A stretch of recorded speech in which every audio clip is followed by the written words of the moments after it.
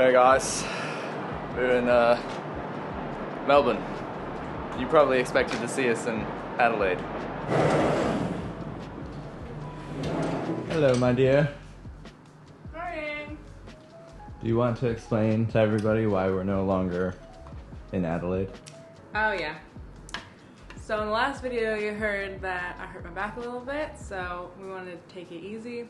When we were in Adelaide, we just took a few days to regroup, and my back's feeling a lot better now, so thank you everyone who sent all the really kind messages. And now we're in sunny, warm Melbourne. Yeah. For breakfast, that is jam and, what is that, yogurt? I don't know. Got some eggs and rice and toast. What I love about having a big kitchen and a big refrigerator in grocery stores is that I can finally cook us two separate breakfasts, because Cheveyo really likes bread and I love rice with my breakfast, so every morning I've been cooking us separate breakfasts. Do other couples just get stuck in like routines? Like Tia always makes breakfast and then I tend to make dinner, and it's kind of weird how you get in just like a routine with little things that never even happens intentionally. But yeah.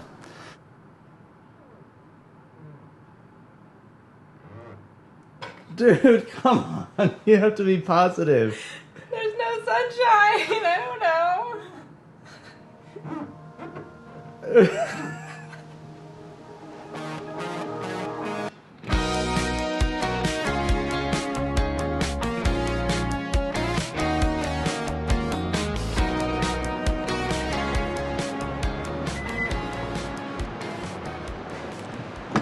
Yes, we got shoes. It happened. Melbourne's too cold for us. We conceded. It is very cold. Oh, man. Alright, let's focus on getting out of here before we... Okay.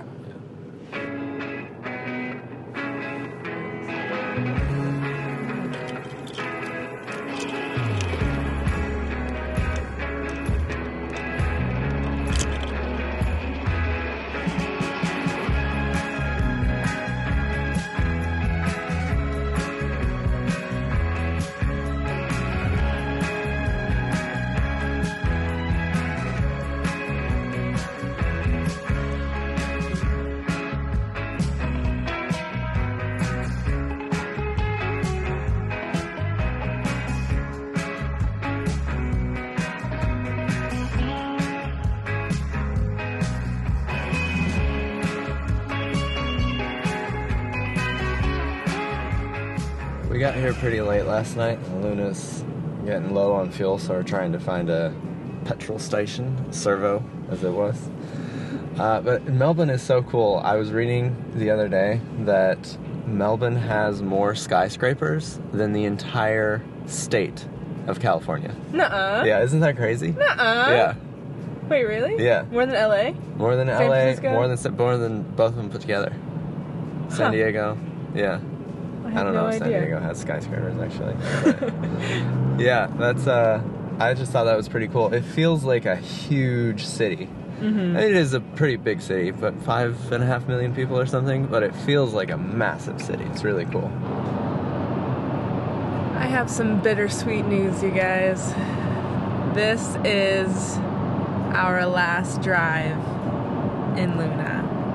After 12,300 kilometers across this entire country, across different states, different terrains, different national parks, through the cities. This is our final drive in Luna. Not because our adventure is ending, but because we're gonna have a different car to finish the last and final stretch of this huge, long, amazing, epic quest across Australia. I'm gonna share one final fuel efficiency update with Luna. On this tank, that is the tank that we drove from Adelaide to Melbourne on. Luna averaged 7.7 That's not liters bad. per 100K. Are you happy with that being the final number? Yeah, because she's officially ready to get 8, so overall we got better than advertised the whole time, or most of the time. Mm-hmm. I did anyway. Well, okay, excuse me. I drove half the time yesterday. I think we should each go and just say our favorite thing about Luna. It just feels right. All right. And Mazda did give us the car for free, so... Okay. My favorite thing about Luna was I really enjoyed going off-road because that was my first ever real time in a car or truck going off-road, and it was so much fun knowing that you're capable and that you're able to go through these terrains and you're not gonna get stuck. Like, that was the first time I ever had that freedom, and I feel like Australia, so much of Australia is down roads like that. So I feel like I got to experience a deeper level of Australia that I wasn't able to last time we were here. Yeah. So that's my favorite part. And you? My favorite thing, I'm gonna have to say noise, harshness, vibration. That's so I know lame. This is a super underrated stat with so many vehicles, but Luna has been by far the quietest truck or ute or double cab or whatever you want to call her. She's been by far the quietest and most comfortable on the highway. And the fact of the matter is, if you're driving around Australia, you spend untold hours on the highway, and it's nice to have a vehicle that is quiet and comfortable, not a lot of road noise, not a lot of wind noise. So that was my favorite thing about it. Especially since Cheveyo does the audio mixing on her videos. It makes it so much easier.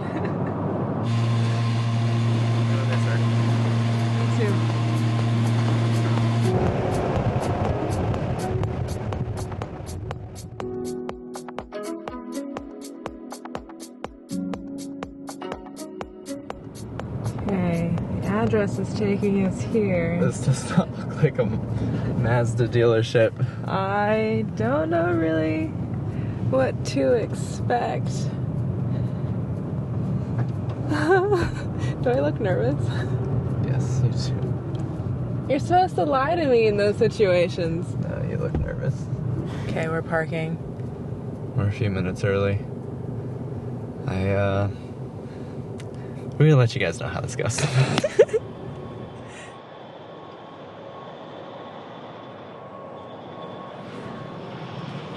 It's the next day. I would say the appointment with Mazda went really well. Oh my gosh, that was so cool and overwhelming all at the same time. We did an interview, we did some shots with the cars. Some pictures, major imposter syndrome, I would say. Yeah, for sure. But yeah, it took all day. Anyways, yeah. It's the next day. We're back in Melbourne again. Look at this skyline. Look at this sunshine. It's actually like... Yeah, actually, it's really lucky that we're doing it today instead of yesterday. But we're going to go try to find some coffee. Because last time we were here, we had 7-Eleven. And I don't think I've ever seen so many people triggered in my entire life. Yeah, so we're going to go get some non-7-Eleven coffee.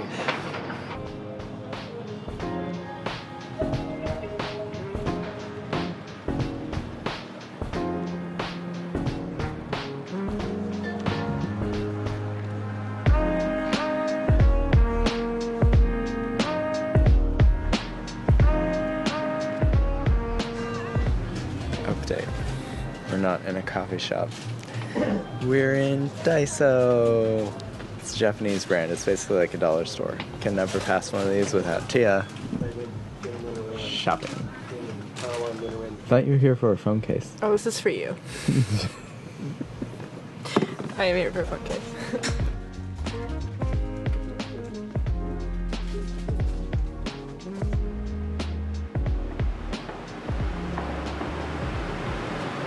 Thank you for humoring me. You did it with just a little bit of complaining, but that's okay.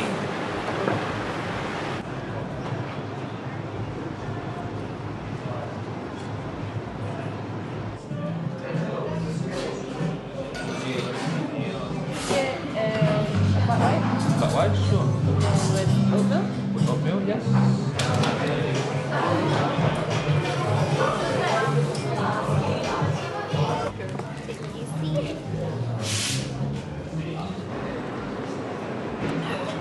An hour later, finally got our coffee because somebody went to the camera store and decided to look at everything. This is also not coffee, just for the record. Anyway, we got our coffee, and what I love about Melbourne is they are definitely a coffee-heavy city. There is a coffee shop in every single corner, and they're all busy. And they're all really good. Even the 7-Elevens are good.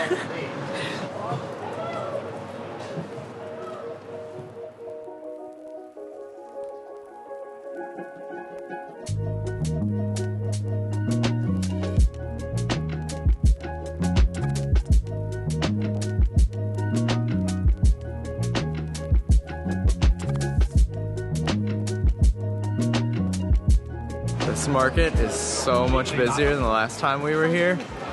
It's our last day in Melbourne, so I think we're just trying to soak in the big city vibes and maybe get something to eat.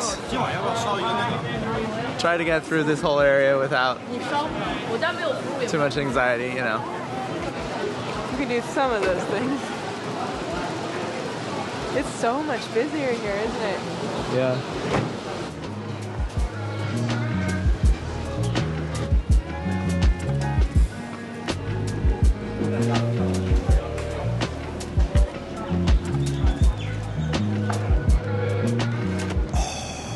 Look at that. These banh mi were only 11 AUD each. So that's like $7 US-ish. I think so. Oh. Wait. Someone said they really don't like how we cheers our food. Really? Yeah. Why? I don't know. Oh yeah. Australia, your Asian food is the best cuisine that you do. It's better than your Australian food. I'm not like a huge fish and chips or burger person, but man, Asian food in Australia, so good. It's so good being back in the city and having so much choice. We were in the outback, with the exception of Darwin and then Broome for a couple days. We were in the outback for 50 odd days. One thing we really found is that it's the same food served in the outback pretty much everywhere. And I understand it's like very remote and logistically it's a real challenge to go out there and expect, you know, a huge breadth of different types of food. But man, coming into a city has been like stepping into an entirely different country since we've been in Melbourne for the last few days. We've been eating something different every single meal, every single day. It's been really, really good. Yeah. I know that Melbourne is hyped up as like maybe the food capital of Australia. It's certainly the results of the poll that we put out there. I think 60% went for Melbourne over any other state or any other capital. And I can totally see that. I can totally see that. It's so good.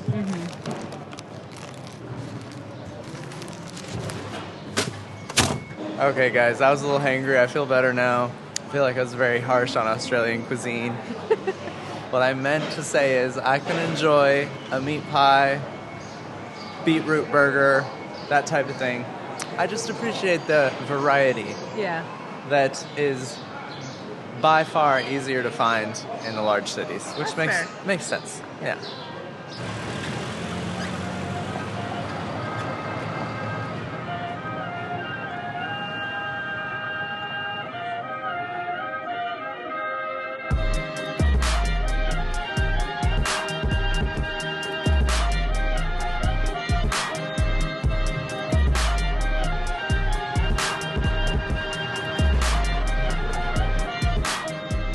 Last time we were in Australia, we finished most of the Big Laugh in Blueberry, and she was kind of an old lady. So when Mazda reached out and asked if we wanted to finish the last leg of our trip in Tassie in something a little newer, like her great-great-great-great-granddaughter, we said yes. Tia for scale. There it is. There's Tia, brand new Mazda 3. This is just the prettiest red. It looks like a gemstone or something. What? I parked way too close to the... What are you doing? Squeeze! And look at these leather seats. Very fancy. So nice. What was that?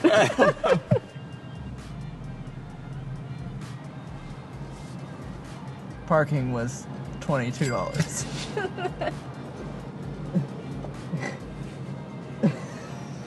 Do you still turn it off? We actually have to give the rest of the tour on the go because our ferry is leaving soon. So From Geelong? Geelong? Geelong? It looks like it would be pronounced Geelong or Geelong. Geelong? Geelong? It's definitely, I think it's Geelong. That just sounds wrong. Oh, that's a tram. Okay. This is a nimble little car. First part of the review, very, very nimble. This little, it's an athletic little bugger. Are you supposed to say bugger? That's a bad word, isn't it? No, actually. We immediately hit traffic, but this is a good time to ask a very, very important question about seat heaters. Are you the type that has the seat heater on full blast all the time, no matter what the weather?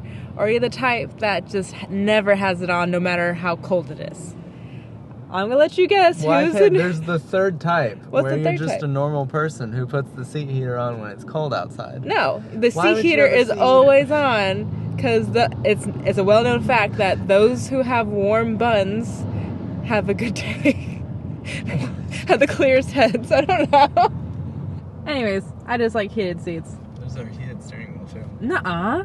Why won't you have that on? Because it's so cold outside. Also, this whole section right here is really nice. I mean, I like this nice purse-like leather. Very fancy. This thing has a heads-up display. Can I look at that? Can you guys see it? That is so neat. It's like a screen floating on the windshield.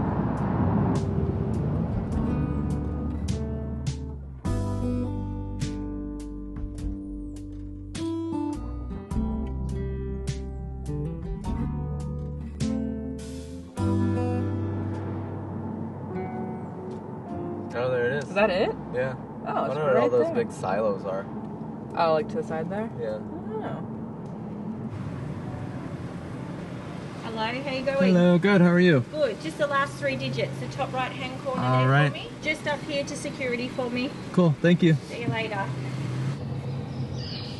I didn't expect this, but they did a full quarantine check where they came in and they went through all of our food and make sure we're not bringing anything. We thought we were being really clever getting here many, many hours early. Yeah. Because we were going to try and get a prime seat, but they actually assign your seat So now we're ahead just of time. sitting this line too many hours before boarding. It's alright. Oh man. So 5 hours later. it was only like an hour. Yeah, it wasn't too bad. To the belly of the beast.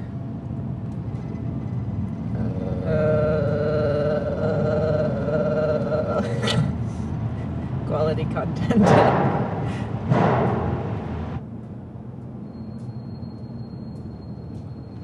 Go up, make a U-turn behind this guy, the black one there. Gotcha.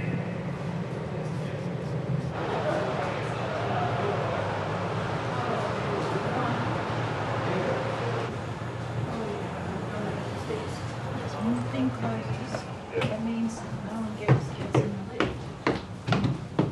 Swipe card. Oh, you swipe into the recliner lounge. Did you upgrade us? No, that's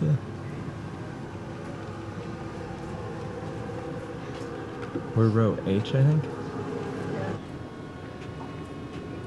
No, way on the other side.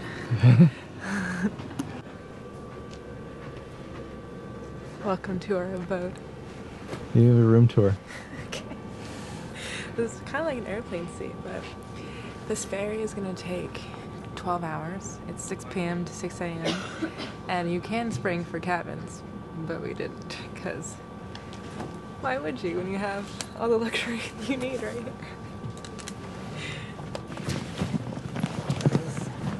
Is there any room? No. Is there? This is the moment of truth. We're going to see how far this baby reclines.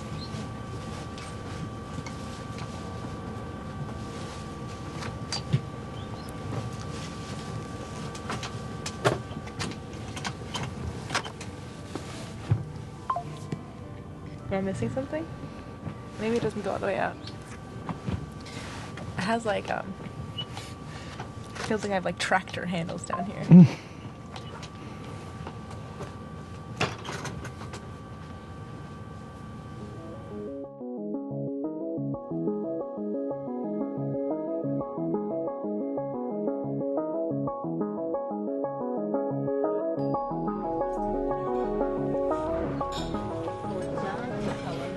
How you doing, man?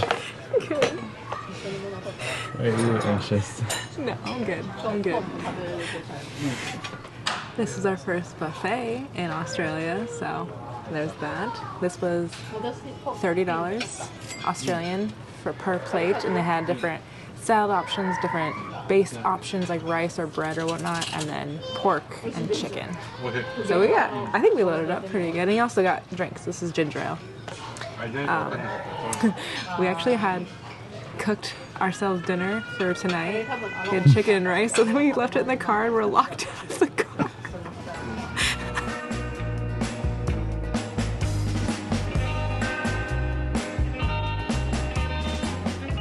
Alright, you guys, I realized I did not talk about price at all. This, there's blankets, you get blankets. This ferry was about 550 Australian each way, so about $1,100 because we also bought the return ticket at the same time. Yeah, so considering 12 hours transportation, that's really not horrible. Yeah, this is the base level. Like this is what you get, right? Yeah. The seats. Yeah, you can't get a lower ticket class than this, but honestly, it's really nice. We've been on ferries that just basically have you sleep on the floor, so I'm happy with it. And yeah, we're gonna wake up in Tasmania tomorrow, and the next leg of this adventure is about to get kicked off. Yeah. So thanks you guys for bearing with us on this super chaotic video. I'll see you guys in the next one. Subscribe. Oh wow, that's a nice truck. Tia, you gotta stop. It's enough.